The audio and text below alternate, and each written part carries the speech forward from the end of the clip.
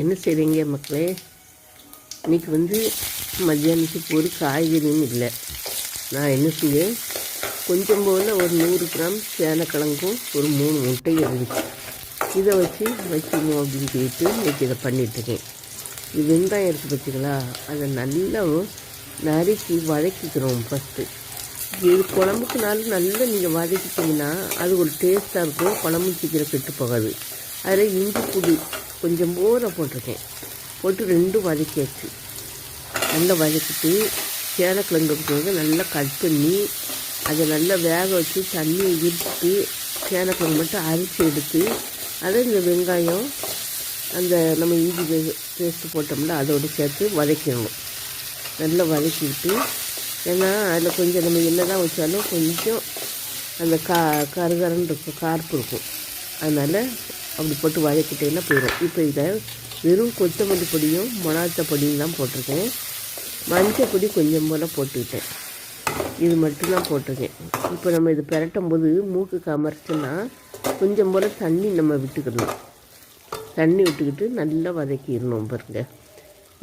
நான் இப்போ நல்லா வதக்கி வச்சு என்கிட்ட இன்றைக்கி 3 முட்டை இருந்தது பாருங்கள்.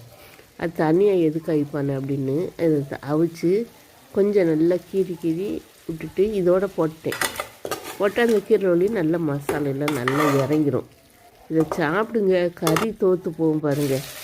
இன்றைக்கி கறியை வாங்கி கொடுக்கலையே யார் கறி வச்சான்னு கேட்பாங்க பாருங்கள். அந்த மாதிரி, அதாவது ஒன்றுமே இல்லாத போது இருக்கிறத வச்சு நம்ம எப்படி நல்லா சாப்பிடலாம் அப்படின்ட்டு. இதை நீங்கள் வெறும் சாதத்தில் கொஞ்சம் போல் போட்டு நீங்கள் பரட்டி நீங்கள் சாப்பிட்டிங்கன்னா சூப்பராக இருக்கும். அப்படி இல்லை தொட்டுக்கிட்டு சாப்பிடணுன்னா சாதம் வடித்து கொஞ்சம் போல் நீங்கள் ரசம் வச்சா போதும்.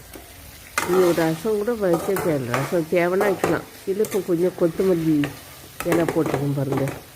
அவ்வளோதான். உப்பு தேவையான அளவு நீங்கள் உப்பு போட்டுக்கலாம். இதை நம்ம சொல்லவே வேண்டாம். தேவையான அளவு உப்பு போட்டுக்கலாம். உப்பு போட்டுக்கிட்டு நல்லா அந்த மசாலா அந்த முட்டையில் இறங்குற அளவுக்கு கொஞ்சம் நீங்கள் வதக்கி வச்சுக்கோங்க. வதக்கிட்டிங்கன்னா ரொம்ப ஒரு தொக்கு மாதிரி அழகாக இருக்கும் பாருங்கள். மறுநாள்னாலும் இது கெட்டு போகாது. அவ்வளோ தூரம் ஒரு டேஸ்ட்டாக இருக்கும். நீங்கள் எலுமிச்சம்பழம் புளிங்கனாலும் நீங்கள் புளிஞ்சு விட்டுக்கலாம் கொஞ்சம் புளிப்புக்கு. இப்போ சாதம் ரெடி ஆகிட்டு பாருங்கள், சுட இருக்குது. இப்போ இதில் போட்டு ஒரு கொஞ்சம் போல் ஒரு கரண்டி அந்த தொக்கு எடுத்து போட்டு விரவி சாப்பிட்டிங்கன்னா அப்படியே பிச்சுக்கும் பாருங்கள். சாப்பாடு செஞ்சு பார்த்து சாப்பிட்டுட்டு சொல்லுங்கள்.